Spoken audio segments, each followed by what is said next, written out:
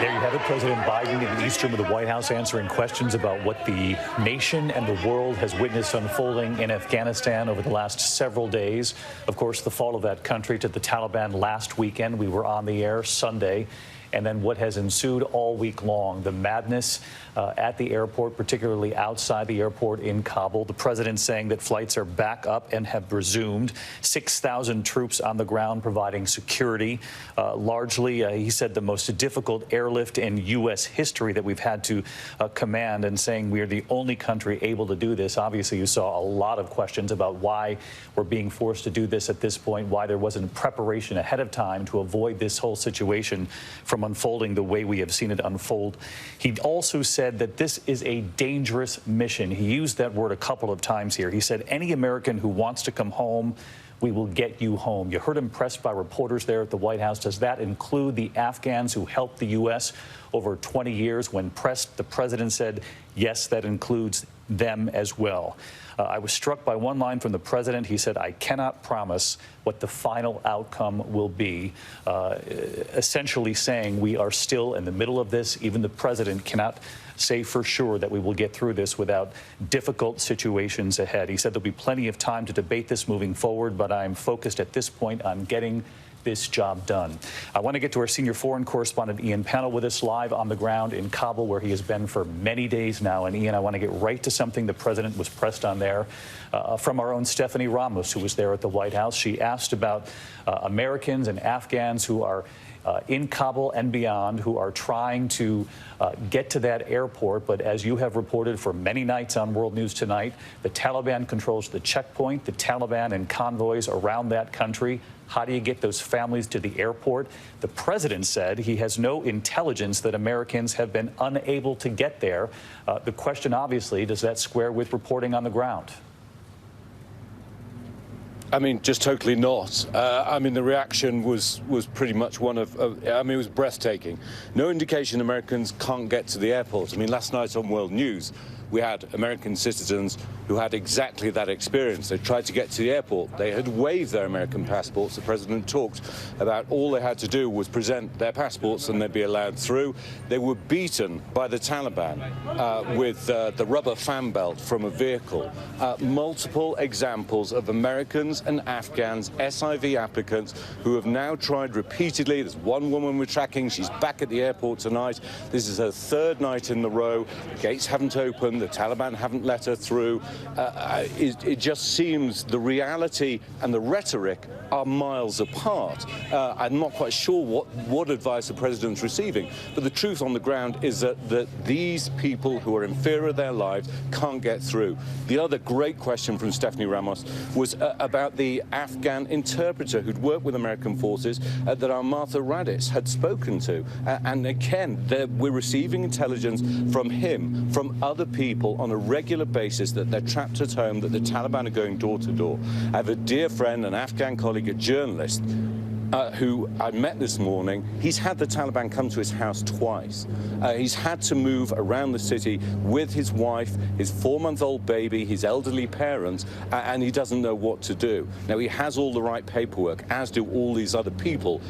They just can't get through those checkpoints, and that is the problem. You can open as many gates as you like, you can put as many troops on the ground, and what they're doing, the evacuation flights are miraculous. They are heroic, what's going on with the U.S. Air Force and the U.S. military, and they are in a very dangerous position because they are literally just yards away from the Taliban, who are not under strict command and control. That people just can't get through those checkpoints. There is no organization, there's just chaos. Yeah, it would seem the president has just simply invited more questions for both him and the White House on why there seems to be this disconnect between what he presented to the American people today, saying no intelligence that Americans are having difficulty getting to the airport, and what you're reporting on the ground. Ian, before I let you go, just an update on the situation. I actually could hear some aircraft overhead during your live reporting just now. I gather you have seen these flights begin to take off again? Yeah, I mean, as you can see, it's nightfall here, but Kabul is very quiet. There's a curfew at night, so the city is pretty silent, so you can hear the airport very clearly. You're absolutely right. I can hear the rumble of another aircraft down there on the runway. So those flights have resumed, as you said. There was a lengthy pause. There was some question, was it 8 hours? Was it less? But it was protracted. The British are saying that they managed to get 4 aircraft out today. It's not clear how many the Americans have. The figure, interestingly, the figure that President Biden gave for the number of people who got out the country yesterday seemed to be different from the figure that was given to us by the Pentagon, but I guess we'll square that away as to exactly how many. The truth is that the military have done a great job and they have the capacity to get people out. 2 key problems. One is getting them through those checkpoints, and then the other is getting them to the bases, the locations elsewhere. We heard again there was some kind of hold up in Qatar, that the bases there were full, that people didn't have enough provisions. Again, the numbers are overwhelming for everybody, so they're now looking at other options. We're hearing Uzbekistan, which is to the north of us, possibly to other European countries. We're hearing some other countries in the Middle East as possible destinations. I mean, this is truly one of those situations. It is historic, it is tragic, but everyone has to pull together to get these people out. And the Taliban, we're hearing the leadership will be coming here to Kabul in the coming days. They keep promising they're going to restore order. They keep saying these people will be safe. They're allowed to go to the airport. That's what the Afghan Taliban spokesman told me earlier this week. They just haven't shown us the evidence on the ground to back that up. All right, Ian Pannell, just extraordinary reporting all week long from you and the team there on the ground in Kabul. Ian, our thanks to you. We'll see you on World News Tonight a short time from now. And just to underscore what Ian reported there, we have learned from the State Department that flights have resumed. And Ian's point was spot on there, that they have, because of the sheer number of people they've now brought to Qatar, they're now bringing these flights to other locations. Uzbekistan has been confirmed by the State Department. I do want to bring in Martha Raddatz, our Chief Global Affairs Correspondent. Martha, Ian touched on it there. Stephanie Ramos asked about it. These anecdotes are heartbreaking, and one in particular involving this young man that you have been in contact with through your team. What do we know at this hour?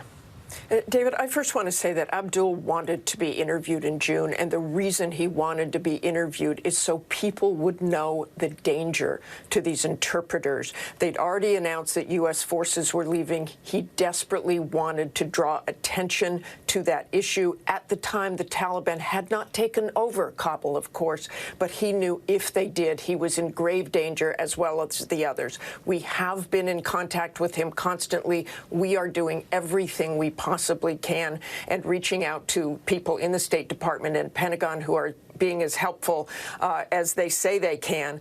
But this is a message we got from him just before President Biden spoke. He said, "My message to America is this.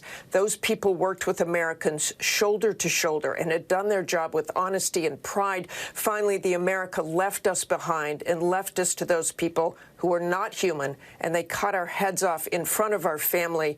Is this a punishment? Madam, you can air my name as well. We will not do that." But we told him we were doing everything possible to get him out of there. He said, "I know, ma'am. Actually, I am a soldier. I am not afraid. I am ready to die, but I care about my family. If the Taliban captures me, with pride, I will tell them I was an interpreter and did it for my country and my people." And just to add to that, David, he has 3 beautiful young daughters and a wife who has also been very helpful to the Americans. Just heartbreaking, these anecdotes coming in. And Martha, you and I have both traveled and reported from the ground there in Afghanistan. And these interpreters and these Afghans who helped U.S. forces were brought on almost as part of the team during this 20-year effort. And you heard the president press today. He said he would get Americans out. Press, does that include Afghans? He said we remain committed. One other quick question, Martha, before I let you go. He was also pressed on whether or not, if U.S. intelligence did not predict this rapid collapse, this sweeping takeover of Afghanistan, how is the president and U.S. intelligence's national security team to be believed when they say they've got intelligence under control when it comes to potential threats moving forward, whether or not we need to be concerned with the Taliban now back in control, whether or not it will once again be a safe haven at some point and perhaps soon for terrorists yet again? And I thought that was an excellent question, David, and it was not really apples and oranges. If the U.S. was unaware that they could take over the country in 11 days, and the president and others keep talking about this over-the-horizon capability, if we missed that, and obviously in 2014 we missed that ISIS was going to take over Iraq, it does raise questions about the future of Afghanistan and how safe we are. All right, Martha Raddatz, I know you'll have much more on Abdul's story and the story of these Afghans coming up a little later on the news. In the meantime, John Karl, our chief Washington correspondent. And John, you and I have talked about this. You have covered so many administrations, previous presidents who also wanted to somehow get out of Afghanistan. But this situation unfolding is clearly on President Biden's watch, and you heard him essentially say what he said a couple of days ago, that the buck stops with me, that this was my decision. He even said that in response to that question about why those cables we reported on last night, seeming to warn the State Department, did not make it to the president, why more wasn't done when there were reportedly questions about why evacuations weren't beginning sooner, weeks ago, when diplomats on the ground said a sweeping takeover could in fact be possible. Donald Trump was every bit as focused on getting out of Afghanistan, but there is no question, David, the buck stops with President Biden. He has had nearly 7 months to prepare for this. He is the president. The buck stops with him, and I thought it was interesting to see him say something that, frankly, we had not seen from him, not heard from him since Sunday, when he said the scenes from the past week have been heartbreaking. Some compassion for the devastation we have seen in Afghanistan. But, David, this remains very much a disaster, and one of the contributing factors here is when you listen to the president, he is saying things that simply do not comport with the reality that we are seeing with our own eyes, that you hear Ian Pannell describing, for instance, when he says that every American can get to that airport. There hasn't been an issue with that.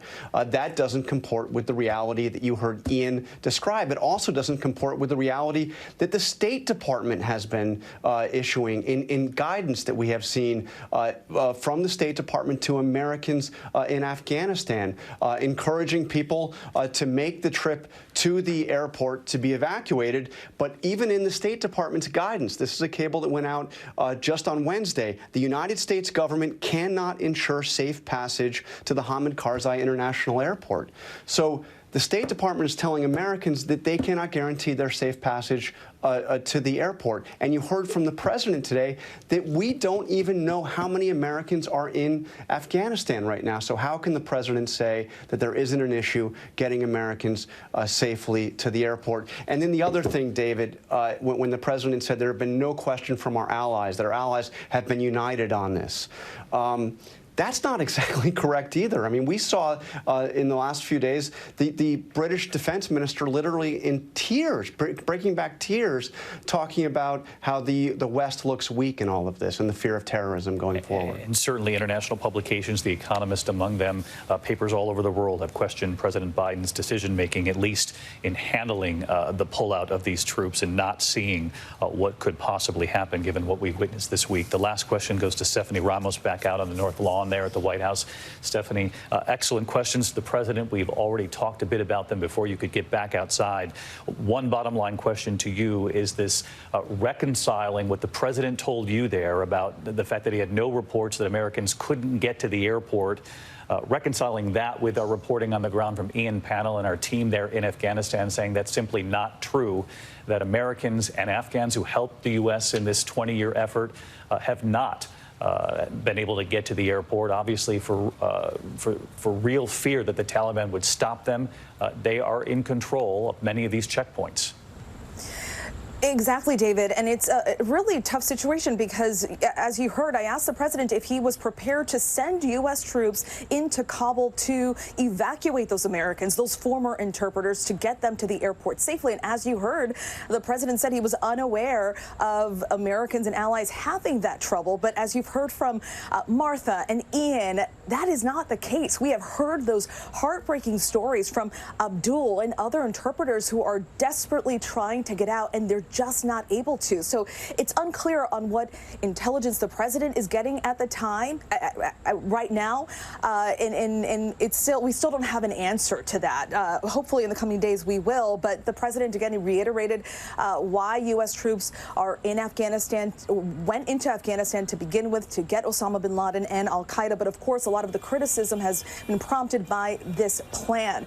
But as you heard there, the president saying that he will do everything that he can to get Americans out of there, ensuring that the U.S. will do their best, and noting that thousands of people have been evacuated, and saying that he will make sure that our troops have what they need to get the job done. David. Again, using that word dangerous, the dangerous mission ahead, saying plenty of time to debate, but he remains squarely focused on the issue at hand. Stephanie Ramos, and I know you're going to push for clarity from the White House in the coming hours before world news on whether or not intelligence does in fact reflect the reality on the ground, and we'll get the answer on that a little later on this afternoon. Stephanie, thank you. Our coverage continues on ABC News Live, abcnews.com, and of course, we'll round out the week together here on World News Tonight just a few hours from now. I'm David Muir in New York. We'll see you then. This has been a special report from ABC News. Hi, everyone. George Stephanopoulos here. Thanks for checking out the ABC News YouTube channel. If you'd like to get more videos, show highlights, and watch live event coverage, click on the right over here to subscribe to our channel. And don't forget to download the ABC News app for breaking news alerts. Thanks for watching.